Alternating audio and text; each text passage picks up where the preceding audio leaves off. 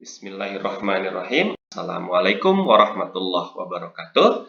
Apa kabar adik-adik semuanya? Semoga semua dalam kondisi yang sehat ya. Nah, adik-adik, kita akan meneruskan kembali pembahasan kita tentang statistika inferensia ya. Nah, di materi sebelumnya kita sudah bahas sampai dengan variabel acak diskrit. Nah, sekarang kita sebetulnya masih membahas tentang variabel acak diskrit, tapi variabel acak diskritnya adalah variabel acak diskrit yang lebih khusus ya. Nah, di sini variabel acak diskritnya disebut distribusi binomial. Nah, apa sih distribusi binomial itu? Yuk, mari kita bahas ke slide berikutnya. Oke, adik-adik, kita lihat. Nah, kita akan membahas terlebih dahulu tentang percobaan binomial. Nah, percobaan binomial adalah percobaan yang memiliki ciri-ciri sebagai berikut. Nah, yang pertama, hasil percobaannya hanya dua. Nah, jadi hasil percobaannya dua saja, yaitu hasil sukses, di mana suatu peristiwanya dikatakan terjadi, dan satu kejadian yang gagal, di mana peristiwanya atau kejadiannya tidak terjadi. Tapi nanti kita ke depan akan menyebutkan kejadian sukses dan kejadian gagal saja. Oke, nah sekali lagi, ciri yang pertama, suatu percobaan disebut percobaan binomial, hasil percobaannya hanya dua, yaitu hasil sukses, satu lagi hasil gagal. Oke, ciri berikutnya, percobaan binomial itu terdiri atas n kali pengulangan. Jadi ya, bisa 2, 3, atau lebih banyak lagi. Gitu ya. Oke, nah jika P adalah besarnya peluang sukses, nah nilai P ini harus bernilai konstan dalam seluruh atau setiap pengulangannya. Jadi tidak berubah-ubah. Gitu ya. Oke, mungkin untuk membayangkannya, adik-adik bisa ingat lagi tentang percobaan melempar uang koin ya. Nah, uang koin itu kalau dilempar hasilnya bisa angka, bisa gambar. Kita ambil contoh yang angka ya. Angka mendapatkan angka itu peluangnya 1/2. Di lemparan berikutnya tetap 1/2. Nah, jadi nilainya selalu konstan. Gitu ya. Oke, nah seperti itu adik-adik maksud besar peluang sukses selalu konstan. Lalu, memenuhi persamaan P tambah Q sama dengan 1, di mana nilai Q-nya adalah besar peluang gagal. Ya tadi, kalau dalam pelemparan koin, kalau muncul angka dikatakan sukses, maka tidak muncul angka itu dikatakan gagal. Gitu ya. Ya, tidak muncul angka itu maksudnya muncul gambar gitu ya dalam pelemparan koin.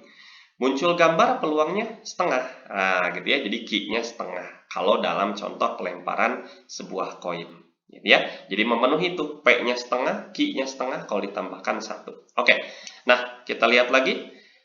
Percobaan binomial itu termasuk percobaan yang saling bebas. Nah, apa maksudnya saling bebas? Mungkin adik-adik yang sudah belajar tentang kaidah pencacahan pada dasar-dasar teori peluang ya. Nah, ini kejadian saling bebas itu kejadian sukses atau gagal pada percobaan tertentu tidak mempengaruhi kejadian sukses atau gagal pada percobaan lainnya. Nah, contoh lagi yang paling gampang, yang pelemparan koin tadi ya. Lempar uang koin, lemparan pertama. Nah, terus di lemparan kedua, hasil di lemparan kedua tidak dipengaruhi oleh lemparan pertama, gitu ya, atau sebaliknya seperti itu. Oke, nah adik-adik, ini yang termasuk ciri-ciri suatu percobaan disebut percobaan binomial. Oke, adik-adik supaya lebih jelas lagi, kita lihat contoh kasusnya ya. Nah, kita lihat, nah ini pelemparan uang koin lagi ya. Nah, tapi di sini uang koin yang dilemparkannya sebanyak 2 kali. Nah, apakah termasuk percobaan binomial atau bukan? Nah, kita lihat hasil percobaannya hanya 2, yaitu muncul angka atau muncul gambar. Nah, jadi kita bisa anggap sekali lagi kalau muncul angka kita anggap saja sukses gitu ya. Artinya sukses mendapatkan angka. Kalau tidak mendapatkan angka ya sudah dianggapnya kejadian gagal gitu ya. Nah, seperti itu. Nah, ini sudah memenuhi ciri yang pertama. Oke. Kita lihat ciri berikutnya. Nah, ada berapa kali pengulangan? Ya, ada dua ya, karena dilemparnya 2 kali. Jadi, ini bisa dilakukan sebanyak N kali pengulangan, di mana N-nya 2. Oke, lalu apakah memenuhi ciri yang ketiga? Nah, kita lihat peluang sukses atau peluang untuk mendapatkan sisi angka. Ya, karena koin kalau nggak angka atau gambar gitu ya, ya udah 1/2. Berarti peluang mendapatkan angka atau peluang suksesnya adalah P, yaitu 1/2. Dan peluang gagal untuk peluang gagal mendapatkan angka atau key gitu ya, itu adalah 1/2 gitu ya. Ya kalau kita ingat-ingat lagi, P tambah Q nilainya 1 ya, memenuhi persamaannya, dan nilai P dan Q ini nilainya selalu konstan. Oke, lalu kejadian muncul angka atau gambar di lemparan pertama itu tidak berpengaruh pada munculnya angka atau gambar pada pelemparan yang kedua atau yang berikutnya, gitu ya. Nah, jadi memenuhi kejadian yang saling bebas atau ciri yang keempat. Nah, artinya pada percobaan melempar satu uang koin logam, gitu ya, sebanyak 2 kali pelemparan, ini memenuhi ciri-ciri percobaan binomial, jadi bisa dikatakan atau bisa dijadikan contoh sebagai percobaan binomial. Oke, adik-adik, sampai sini. Mudah-mudahan cukup jelas ya. Oke, kita teruskan ke distribusi peluang binomial. Nah, jika suatu percobaan binomial dilakukan sebanyak N kali dan kejadian sukses terjadi sebanyak X kali, maka besar peluang kejadian sukses tersebut adalah, nah nanti kita akan tuliskan dalam bentuk persamaan peluang X besar sama dengan nilainya, yaitu kombinasi X dari N kalikan P pangkat X kalikan Q pangkat N min X. Nah, apa sih nilai N itu, X itu? Nah, kita lihat keterangannya ya. Nah, untuk X itu adalah nilai variabel acaknya. Bisa 0, 1, 2, sampai bilangan yang terakhir, sampai N. Gitu ya. Kemudian, untuk P, nah itu sama ya, itu adalah besar dari peluang kejadian sukses. Sedangkan Q adalah besar peluang yang gagal atau kejadian gagal. Dan bisa dicari dengan persamaan 1 kurang P. Seperti itu. Oke, supaya lebih paham mengenai perhitungan nilai peluang pada distribusi peluang binomial ini, kita lihat contoh soal atau contoh kasusnya. Nah, ada sebuah koin uang logam Rp1.000 yang dilemparkan sebanyak 4 kali. Nah, gitu ya. Nah, pertanyaannya, tentukan besar peluang muncul angka sebanyak 3 kali. Soal yang kedua, tentukan besar peluang muncul gambar tidak lebih dari 2 kali. Lalu, tentukan besar peluang muncul angka selalu lebih banyak dari munculnya gambar. Oke, kita lihat terlebih dahulu. Nah, dari sebuah uang koin logam gitu ya, yang dilempar 4 kali, nah di sini kita mendapatkan apa? Nah, banyaknya pengulangan atau banyaknya lemparan atau N ya, yaitu 4. Nah, kita anggap kejadian sukses adalah muncul sisi angka. Nah, berarti peluang muncul sisi angka atau P itu 1/2 atau setengah. Berarti munculnya kejadian gagal atau tidak muncul angka alias muncul gambar ya. Berarti itu adalah Q ya. 1 kurang P atau 1 kurang setengah ya. Kebetulan hasilnya sama setengah juga atau 1/2. Nah, lalu X menyatakan banyak sisi angka yang muncul dalam 4 kali pelemparan uang logam tersebut. Nah, berarti X-nya atau muncul sisi angka bisa saja bernilai 0, artinya tidak muncul sama sekali. Muncul angkanya 1 kali, muncul sisi angkanya 2 kali, muncul 3 kali, atau 4 kali. Nah, itu ya. Jadi bisa bernilai 0, 1, 2, 3, atau 4. Untuk nilai variabel acaknya atau X-nya. Nah, kita lihat soal yang pertama tadi. Diminta menentukan besar peluang muncul angka sebanyak 3 kali. Nah, ini sudah jelas ya. Berarti kita diminta menghitung peluang X sama dengan 3. Nah, di situ ya kan angka. Nah, peluang suksesnya muncul 3 kali atau X-nya 3. Nah, kita ingat.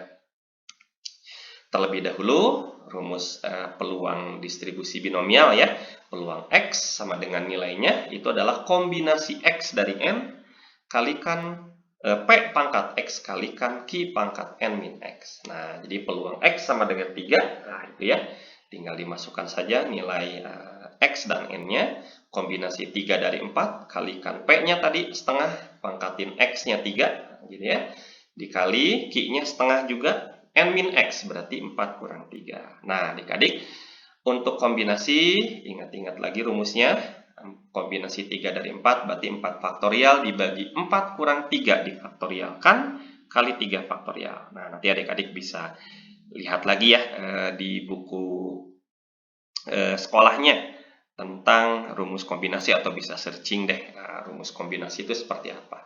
Kalau setengah dipangkatkan 3 sudah jelas ya, 1/8. Setengah dipangkatkan, kalau 4 kurang 3 itu kan 1, setengah dipangkatkan 1 hasilnya setengah. Nah, 4 faktorial itu artinya 4 kali 3 kali 2, 1 per 4 kurang 3 atau 1 faktorial gitu ya. 3 kali 2 kali 3 faktorial, 3 kali 2 kali 1. Tinggal kalikan lagi dengan 1/8 kali 1/2. Nah, nanti kita bisa coret gitu ya, 3 kali 2 kali 1-nya. Nah, lalu hasilnya, maaf, itu garisnya harusnya dicoret ke yang atas satu lagi ya, yang merah tuh. Bukan dicoret di bawahnya, ada satu lagi. Jadi 3 kali 2 kali 1 yang atas dicoret, 3 kali 2 kali 1 yang bawah juga dicoret, karena habis membagi gitu ya. Jadi yang atas tinggal 4 kali 1 kali 1 atau 4, yang bawah tinggal 1 faktorial, berarti 1 ya, kali 8 kali 2, hasilnya 16. Jadi jawabannya adalah 4/16. Oke, nah itu soal yang pertama. Oke, kita lihat dari kasus pelemparan uang koin logam ya, sebanyak 4 kali, N-nya 4, tadi P-nya kita sudah tentukan nilainya setengah, Q-nya juga setengah, gitu ya. Oke, nah ini yang ditanyakan, tentukan besar peluang munculnya gambar tidak lebih dari 2 kali. Oke, dalam 4 kali lempar, gambar nggak boleh lebih dari 2 kali munculnya. Nah, kita lihat, apa sih kemungkinan-kemungkinannya? Yang pertama, bisa saja nggak muncul gambar sama sekali. Nah, ya berarti gambarnya nggak muncul, nggak ada gitu ya. Nah, artinya kalau gambar nggak muncul sama sekali, berarti muncul angkanya sebanyak 4 kali berturut-turut, atau semuanya angka. Artinya X-nya sama dengan 4. Nah, besar peluang muncul gambar 1 kali. Ini yang berikutnya. Nah, masih belum melebihi 2 ya. Karena gambarnya nggak boleh lebih dari 2 kali. Berarti masih boleh muncul gambar 1 kali. Kalau gambar muncul 1 kali, artinya muncul angka berapa kali? Nah, 3 ya. Ya karena lemparannya 4. Ini gambar 1 kali. Berarti 3 kali muncul angka gitu ya. Oke, jadi angka muncul 4 kali. Maaf, 3 kali berarti X sama dengan 3. Nah, lalu kalau gambar nggak boleh lebih dari 2 munculnya, berarti kalau muncul 2 kali masih boleh, gitu ya.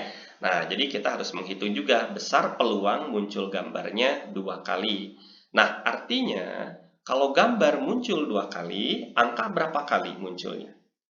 Nah, oke, kan dilemparnya 4 kali. Kalau gambar muncul 2 kali, berarti angka muncul 2 kali, gitu ya, 4 kurang 2. Nah, gitu, atau X sama dengan 2, gitu ya. Oke, ini tinggal kita hitung karena kita sudah dapatkan nilai variabel acaknya. Nah, kita hitung ya dengan rumus distribusi binomial. Peluang X sama dengan nilai variabel acaknya. Sesuai rumusnya, kombinasi X dari N kali P pangkat X kali Q pangkat N min X. Nah, untuk N, P, dan Q-nya sudah diketahui ya sebelumnya. 4, setengah, dan setengah masing-masing. Oke, untuk X sama dengan 4, maka peluang X sama dengan 4, tinggal gunakan saja rumusnya. Di sini kakak langsung tuliskan hasilnya ya, supaya lebih ringkas saja. Nanti adik-adik silakan kalau mau dikotret, dihitung, itu lebih bagus lagi, untuk bisa lebih paham perhitungannya juga, gitu ya. Nah, di sini nanti didapatkan hasilnya adalah 1/16. Nah, untuk peluang X sama dengan 3, gitu ya. Nah, ini tinggal gunakan saja rumusnya. Nah, itu nanti kalau dihitung hasilnya adalah 4/16. Nah, untuk peluang X sama dengan 2, Nah, itu nanti dimasukkan juga ke rumus, dihitung, nanti akan didapat hasilnya adalah 6/16. Nah, berarti besar peluang munculnya gambar yang tidak lebih dari 2 kali, ini kita tinggal tambahkan. Berarti peluang X sama dengan 4, tambah X sama dengan 3, tambah peluang X sama dengan 2. Nah, yang tadi sudah dihitung ya, 1/16, 4/16, tambah 5/16. Nanti didapat hasilnya adalah 10/16. Nah, itulah jawabannya. Oke, adik-adik, cukup jelas ya pembahasan soal yang nomor 2. Oke, kita lihat nomor 3-nya. Kita lihat lagi lemparan koin sebanyak 4 kali, N-nya 4, peluang muncul angka setengah, peluang gagal muncul angka juga setengah, atau muncul gambar maksudnya ya, Q-nya setengah. Oke, nah ini yang diminta.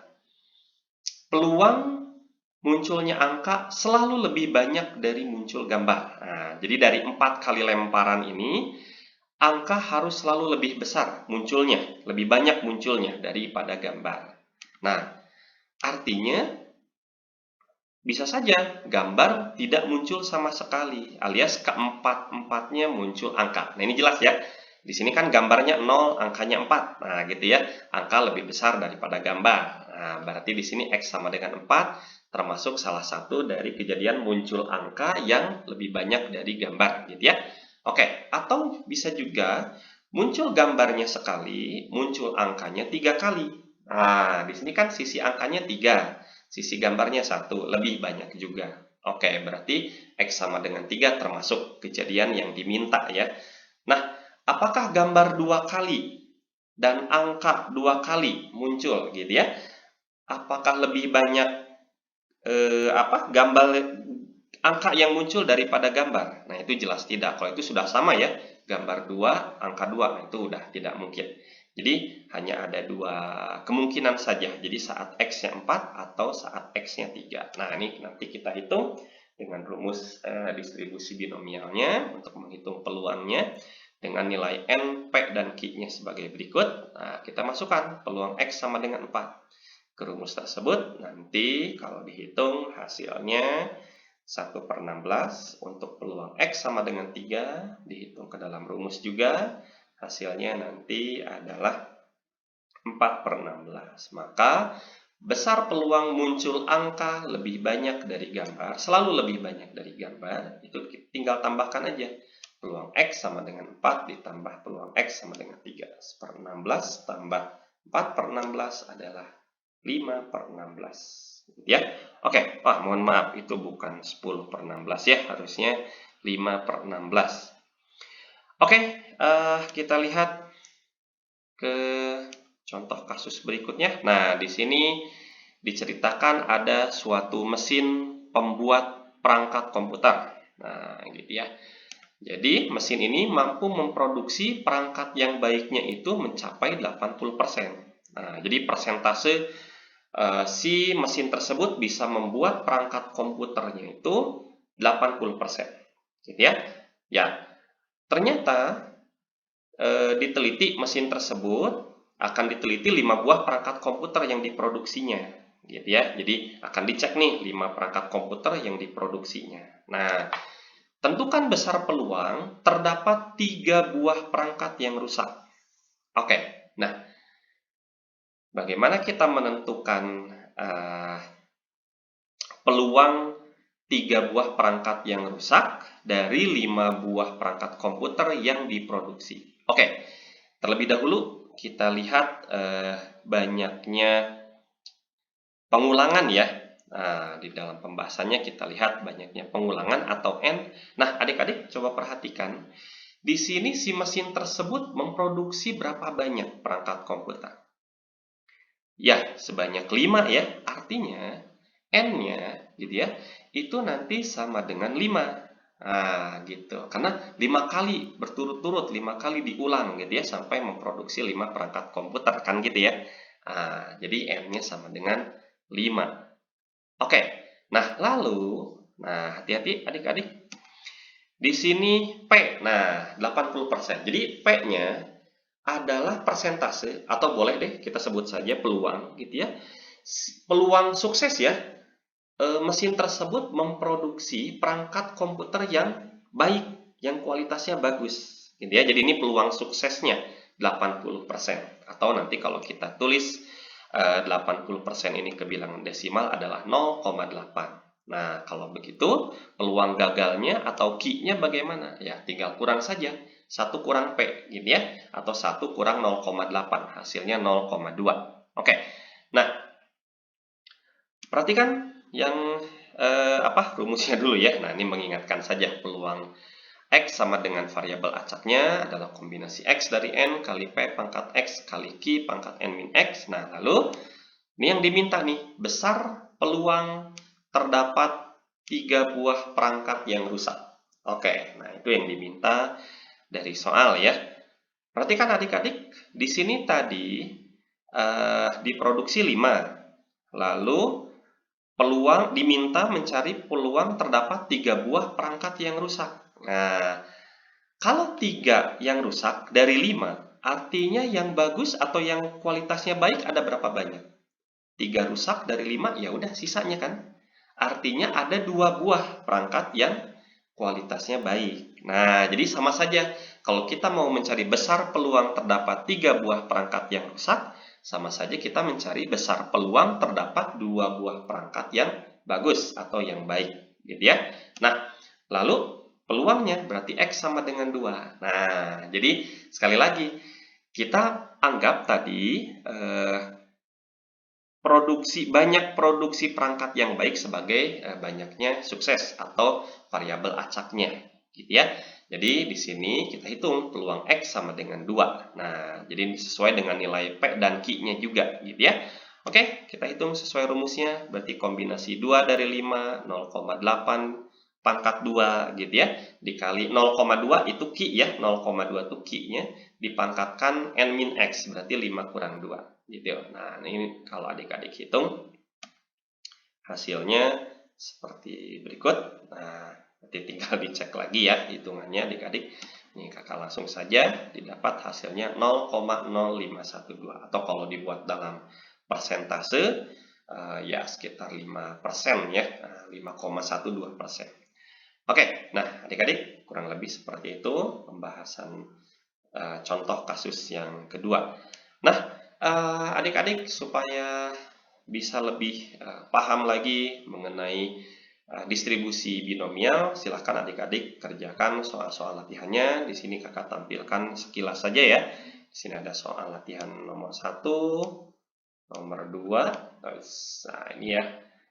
Kemudian ada nomor 3, nanti adik-adik silahkan kerjakan, lalu nomor 4. Nah, adik-adik kalau dari adik-adik ada tambahan, masukan, atau barangkali punya usulan mau dibahas nih si soal-soal latihannya gitu ya.